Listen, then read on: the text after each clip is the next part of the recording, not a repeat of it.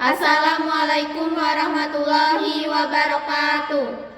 Kami dari kelompok 10B Biokimia 2 yang beranggotakan saya Bunga Nadia Saputri dengan NIM 06, saya Komang Lucia Dewi dengan NIM 50, saya Nabila Anggraini dengan NIM 58. Pada video kali ini kami akan memaparkan materi Biokimia 2 mengenai cloning gen. Selamat menyaksikan.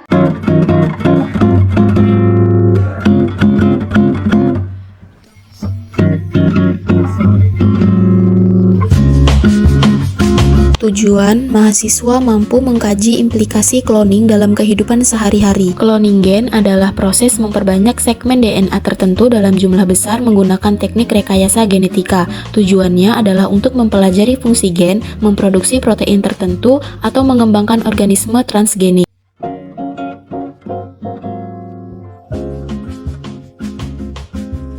Proses cloning gen. 1. Persiapan DNA sel total. Langkah awal dalam proses cloning gen adalah persiapan DNA target atau fragmen DNA yang akan dikloning. Persiapan ini umumnya menggunakan DNA total dari sel bakteri sebagai sumber gen dengan prosedur pemurnian yang relatif sederhana.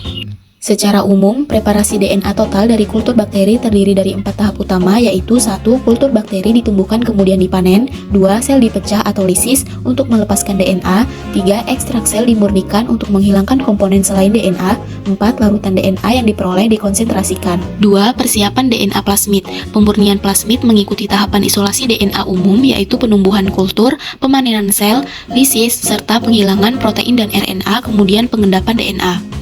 Perbedaannya, perlu pemisahan plasmid dari DNA kromosom agar tidak terjadi kontaminasi. Pemisahan dilakukan berdasarkan bentuk DNA, di mana plasmid tetap sirkular dan DNA kromosom linear, misalnya dengan metode gradien densitas ETBR-CSCL.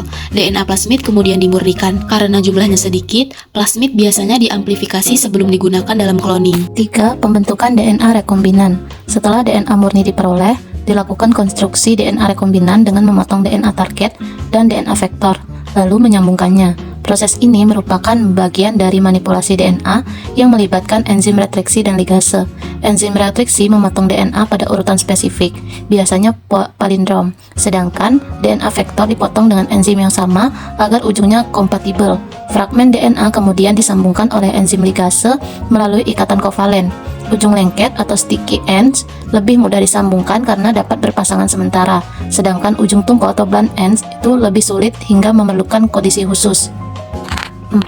Transformasi. Setelah DNA rekombinan terbentuk, tahap berikutnya adalah transformasi, yaitu memasukkan DNA ke dalam sel atau biasanya bakteri yang kemudian membelah membentuk klon. Cloning bertujuan memperbanyak DNA rekombinan dan sebagai pemurnian biologis karena setiap koloni berasal dari satu sel dengan DNA identik.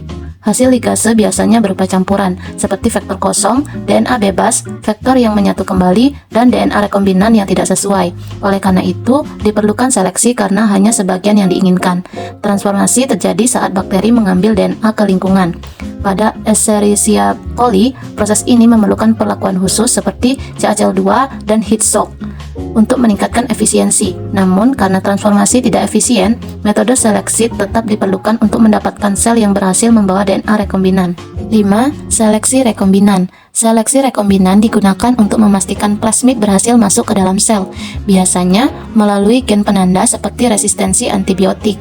Contohnya, plasmid PBR322 memungkinkan hanya sel Escherichia coli yang membawa plasmid dapat tumbuh pada media selektif. Selanjutnya, perlu dibedakan antara sel rekombinan dan non-rekombinan. Misalnya dengan metode blue-white screening di mana koloni putih menunjukkan rekombinan dan biru non-rekombinan.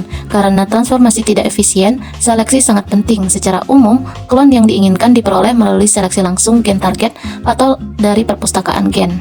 Seleksi cloning gen. Seleksi cloning gen merupakan tahap untuk mengidentifikasi dan memilih sel yang berhasil membawa DNA rekombinan setelah proses transformasi. Tahap ini penting karena tidak semua sel berhasil menerima plasmid, dan tidak semua plasmid yang masuk mengandung sisipan DNA yang diinginkan.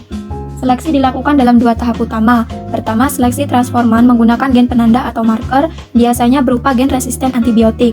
Misalnya pada Escherichia coli yang membawa plasmid seperti EBR322, hanya sel yang mengandung plasmid yang dapat tumbuh pada media yang mengandung antibiotik, misalnya ampicillin atau tetrasiklin. Sel yang tidak membawa plasmid akan mati, sehingga transforman dapat dibedakan dengan mudah. Sebelum ditanam pada media selektif, sel biasanya diinkubasi sementara tanpa antibiotik agar sempat mengekspresikan gen resistensi. Tahap kedua adalah identifikasi rekombinan, yaitu membedakan sel yang membawa plasmid dengan sisipan DNA dan plasmid tanpa sisipan atau non-rekombinan. Hal ini dapat dilakukan melalui inaktivasi gen pada vektor. Contohnya pada plasmid PUC8 dengan metode blue-white screening di mana koloni putih menunjukkan adanya DNA sisipan atau rekombinan karena gen LAGZ terinaktivasi, sedangkan koloni biru menunjukkan plasmid tanpa sisipan. Secara umum, terdapat dua strategi dalam memperoleh klon yang diinginkan, yaitu yang pertama seleksi langsung, di mana hanya klon dengan gen target yang dapat tumbuh. Yang kedua, screening dari perpustakaan gen, yaitu mengidentifikasi klon yang benar dari kumpulan besar klon yang terbentuk. Kesimpulan, cloning gen dimulai dari isolasi DNA target dan plasmid, kemudian pembentukan DNA rekombinan menggunakan enzim restriksi dan ligase. DNA rekombinan dimasukkan ke dalam sel bakteri melalui transformasi, kemudian proses ini tidak efisien, sehingga memerlukan perlakuan khusus. Selanjutnya dilakukan seleksi menggunakan gen penanda dan screening, misalnya blue-white screening, untuk membedakan sel rekombinan dari non-rekombinan. Secara keseluruhan, cloning gen bertujuan memperbanyak DNA rekombinan secara spesifik melalui tahapan isolasi, rekombinasi, transformasi, dan seleksi. Sekian video dari kami, terima kasih. Wassalamualaikum warahmatullahi wabarakatuh.